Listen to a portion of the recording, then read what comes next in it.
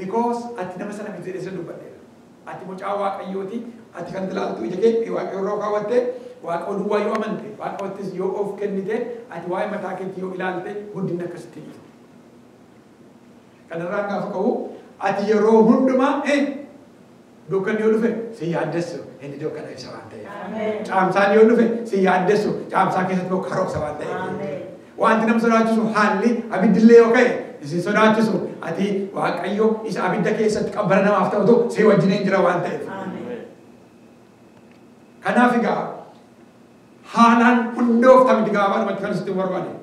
Yaada garaa kee har'a yoo injirratti boleessa koo boleettii koo kana booddee haalli sin dhaaba. You know why? Haala siif mijeessa waan ta'eef. Yeroo amma seena jijjiirameera ta'e hin beeku. Dur an lola dhaqee hin beeku akka hoduu lolaa haasa'anitti lafa militariitti utuu diinatti ba'anii hin lolanii hin duratti diina iddoo gadi dhiisee hin duratti gareen tokko loltuu fuuldura kan deemu jira. Akkasumatti godhaa gareen tokko fuuldura deemu. Maal bittaa fuuldura deemu jiru? Basaastuun jira inni jechaa samiti. Deemanii maal godhu fanjii baasu. Amma diinni maal godhaa lafa sanii kaa'ee deemu. Namoota yeroo baay'ee kan fitu lola sasa waldaan kun ta'anii fanjii isaan kaa'atti fida waan ta'eef. Ukaa waan tiraap nama godhu kaa'amee jira jechuudha. Jarri kun gareen tokko jiru fuuldura deemanii wantichi naan isa deeman maal godhu?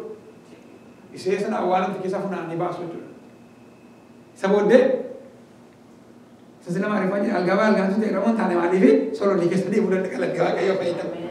Maaltu jira sagalee waaqayyoo keessatti waaqayyo ati mucaa waaqayyoo taanaan ati waaqayyoon amanannaan waaqayyoon amanachuun waamiti waaqayyotti raawwattee of kennitee taanaan haalatti of hin kennine taanaan haalli si fuulduraa mijaan ta'in iyyuu malee inni si fuuldura deemee haala mijeessa. Ameen. Wanti ol kaan jiraachuu danda'a fuuldura kee dura. Inni sin daangessu isa ol kaa gadi buusuu danda'an. Wanta gadi bu'eetu jiraachuu danda'a. Wanti sitti irratti jiraachuu danda'a. Inni si yaaddessu hir'uun kee inni hir'uu guutuutti beeka waan ta'eef. Dukkanni jiraachuu danda'a. Inni si yaaddessu dukkana ibsa waan ta'eef. Maal godhe si fuuldura adeeme. Ati mucaa waaqayyoo taanaan ati wanta ulaanaan waaqa si fuuldura adeema. Ameen. Raajii Isaayyaas boqonnaa 45. Orang nanti dan debisa saat ini saya lucu warta afatan dua afada agefada. Raji Isaayyaas boqonnaa 45 lakkoofsa lamarraa akkas jedha. Ani immoo ani sin fuuldura adeeme isa ol ka'e hundumaa gad nan deebisa.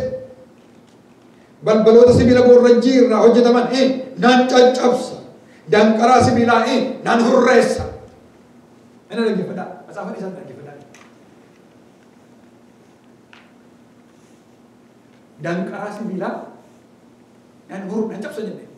Nan hurreessa. Danqaraa sibiilaa nama beekuu danda'u yookiis immoo የብረት መወርወሪያ afaan Amaariffaan. Nama beekuu danda'u nama baadiyyaa dhufa.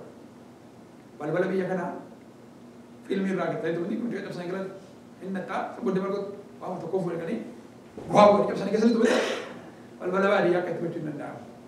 Mawwarwariyaa waan jiru tokkotu jira. Balballi kun eeggifamee booddee asirraanii sibiila wayiitu jira asirraan sibiila wayii jira loloosoo sana fuudhaniitu afaan Oromoo loloosoo keessa akkas baasu. Loloosoo kana cabsuu hin dandeessu waan ta'eef balbala cabsanii loluu hin danda'amu. Hin danda'amu tasuma. Yoo kana kan biraan malee balbala cabsanii hin danda'amu. Waaqayyo garmaa jira bita loloosoo ajjide zimbilo mawwarwariyaa isaa yoon የብረት መወርወሪያ እንደምሳ ከማረክ Nama design sudah kalian ni, animo si fuldro ademe isa olkai gadende bisa, isa mo balbala sibila borronji irra hojjetame nan caccabsa dan qara sibila nan hurreessa kalian waaqayyo fayyadu. Let me show you. Waaqayyo balbala sibila. Amen. Yeroo baay'ee kiristaanota keessa afaan sinfinaa tokko jechuun daawwan tokko tokko maal jedhuun nuuni ay Kristinaan qoramsan qabu jenne hamaadhaani hamaa akkasiitiin hamaatu namarra ga'a. Hamaa sana waaqota qoraa jira. Amantaa sobaadha. Waaqayyo hamaadhaan sin qoru. Yoo waaqota nama qoraa hamaadhaan sin qoru. Evil is not from God. Ijoollee isaatti waaqayyo ibiliif dee ibilii qaba. Ijoollee qabaatan ijoollee keessa tireenii godhatanii guddisuudhaaf ijoollee keessa hamaadhaan qortan. Marzii afaan keessanii akkasiin marzii kan ta'uu qabdu ni qortu ijoollee keessa. Hamaadhaan ijoollee sana ni qoru. Waaqayyo hamaadhaan si qoru. Kanaaf dhugaa Ermiyaas boqonnaa 29 lakkoofsa 11 irraa maal jedha? Yaadni koo yaada hammeenyaa miti. Yaadni koo yaada hammeenyaa miti. Kanaaf iddoo kanatti maal jedha? Ilaa balbala sibiila boorrajjii nan cabsa. Danqaraa sibiilaa si fuuldura jiru immoo nan cabsa duwwaa miti. Bakka lamatti nan cabsaa miti. Bakka sadiitti miti. Bakka afuritti miti. Bakka saddeetti miti. Nan hurreessa. Nan hurreessa. Maal jechaa jira beektuu? Balbalan siif banaa. Yoo balbala diinni sitti cufeyyuu ansiin saaqaa. Yoo balbala cufuu duwwaa miti immoo balbala kana danqaraadhaan cufeyyuu danqaraan nan ittisuu ani waaqa waan hundumaa gochu. Haleluuyaa! Ani balbala hoboo sibiila boorrajjii nan caccabsa. Nan hurreessa. Isa ol jedhe gadan buusa. Isa gadi jedhe olan kaasa. Ati garuu na tamani na duwwaatti of kennina. Beebee kana waan tokko ijoolletti qabsiisu. Raajii Isaayaas boqonnaa 40 lakkoofsa tokko amma 5 dubbistanii sagalee lafoonaa keessaa dhallamu tokko ture. Waayee Yohaannis gaafa haasa'u isa ol jedhe akkana gadi buusu isa gadi jedhe ol kaasu lakkoofsa irra maal jedha? Inni gadi jedhe gaafa gadi bu'u inni ol jedhe gaafa ol ka'u karaan gaafa ol qixxaatu yommuu ulfinni Waaqayyoo hin mul'ata jedha. That is yours. Ati har'a yaada Waaqayyoo simachuudhaaf akka Yohaannis Kiristoos Yesuus akka inni dhufee irraa deemuuf karaa wal qixxeessaa ture. Ayyaanni Waaqayyoo dhufee akka inni si keessatti hojjechuuf isa si keessaa ol ka'e gadi buusuu danda'uu qabda. Isa si keessaa gadi bu'e ol kaasuu danda'uu qabda. Jireenyi ayyaana Waaqayyoo akka wal qixxaatu ol qixxeessuu qabda. Yeroo sana ulfinni Waaqayyoo jireenya kee irratti mul'ata. Jireenya kee duwwaa miti. Waldaa keessatti mul'ata. Waldaa kee duwwaa miti. Mandaratti keessa jiraattu mul'ata. Lafati keessa dabartutti mul'ata. Yeroo sana seetani si fuuldura dhaabatu. Yeroo sana dhukkubni si fuuldura dhaabatu. Yeroo sana hin danda'amu si fuuldura dhaabatu. Yeroo sana namni kee keessa laatu. Maaliif? Inni gadi ol ka'e gadi bu'eera si keessaa. Inni si keessaa gadi jedhee ol ka'eera. Ati immoo Waaqayyo duwwaatti amanta. Haalatti namanta miti. Maaliif beektaa? Haala jijjiiree haala mijaa'aa gochuu hin danda'u. Ayyaanni Waaqayyoo si fuuldura deemeetu isa gadi buusa waan ta'eef. Ati hin deemta inni si fuuldura deemesiisa. Ati hin deemta inni gadi buusa. Ati hin deemta walla si fuuldura inni ol kaasa. Ati haalli si mijaa'aa. Ati garuu maal godhi? Yaada garaa kee jijjiire. Har'aa jalqabee haalatti namani. Waaqayyoon qoraanaa. Akkamitti qortanii ilaaltu? Waaqayyotti of kenni. Mee torban sadii fudhadhaati fuula Waaqayyotti of kennaa. Waaqayyotti raawwadhaa of kennaa.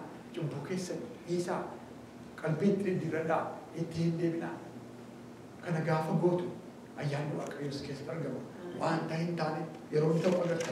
Wanta kaan dura shaakallee gaafa osoo akkasitti agarta. Yeroo kana hojiin Waaqayyoo hin hojjetamu. Waaqayyoon nu gargaaru. Nagaa baasee kadhannee isa sagantaa itti aanu filannaa isa booddee kadhannaa dheeraa qorantii yaadni qabannaa. Ameen.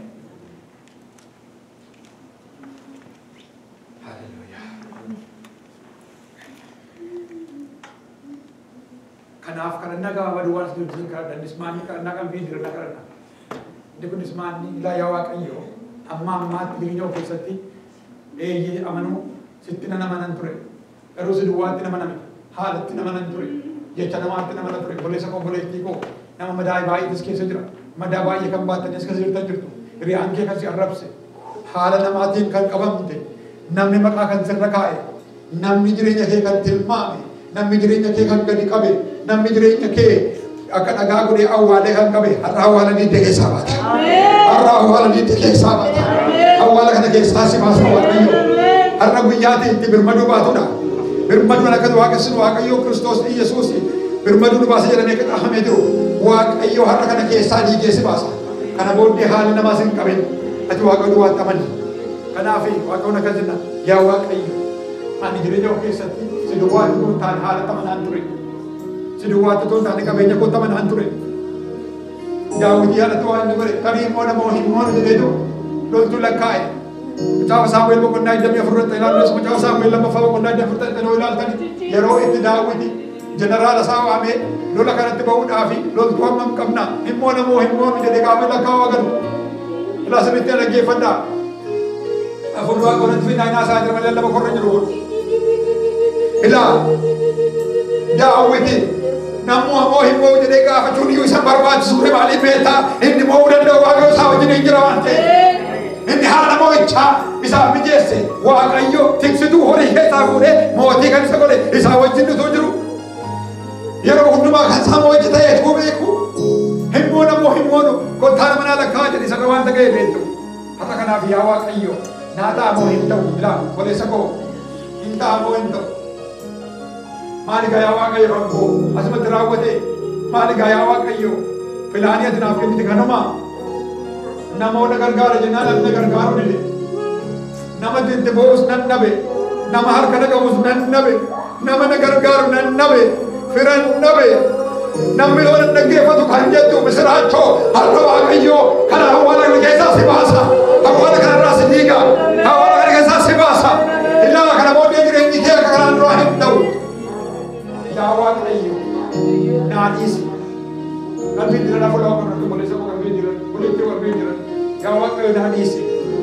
akkana booddee sagalee kee dhagayeera si duwwaan laala suma duwwaarra ija koo kaawwadha warra waaqayyo namanan isa duwwaarrattis kan of gatan kan jira sagaleen waaqayyo karaa kee waaqayyotti kennu innis daandii kee wal siin qixxeessa ogummaa mataa keetti hin hirkatin hubannaa amanannaa keetti hin hirkatin isa duwwaarratti karaa kee kennu waaqayyo wal siif hin qixxeessa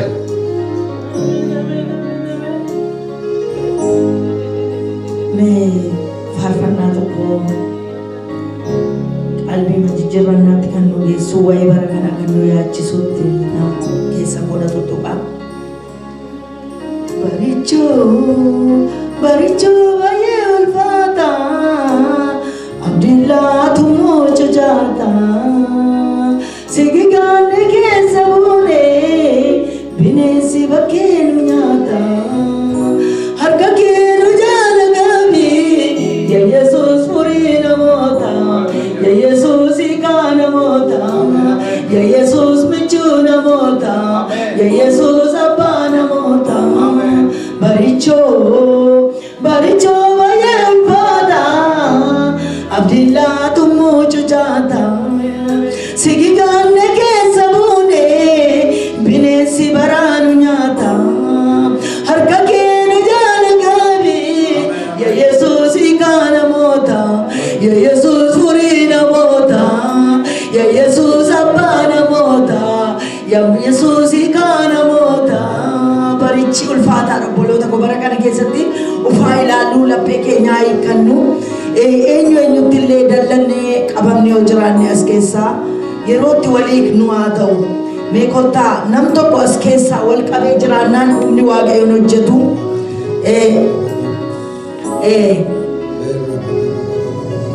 torbee darbee natti dubbata ture hafuurri kun natti dubbata.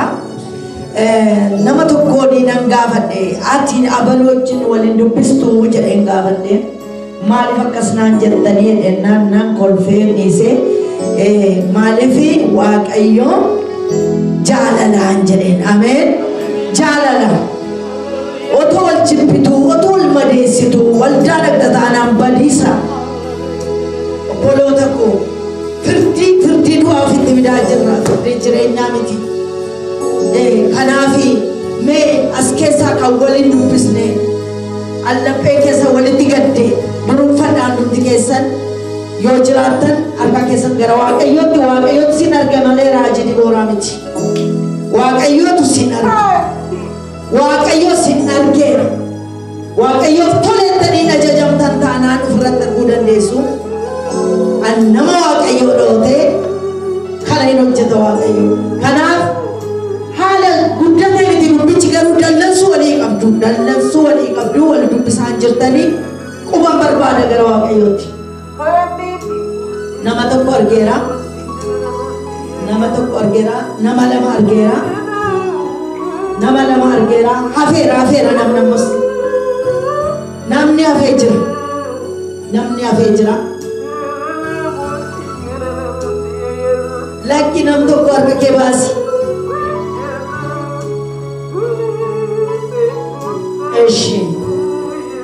Gooftaan kan eebbifame haa ta'u warri amma harka baastanii obboleettii goddanaa jiru namni atitti qabamte nama atitti jettee jira Ka'ii ifama gaafadhu.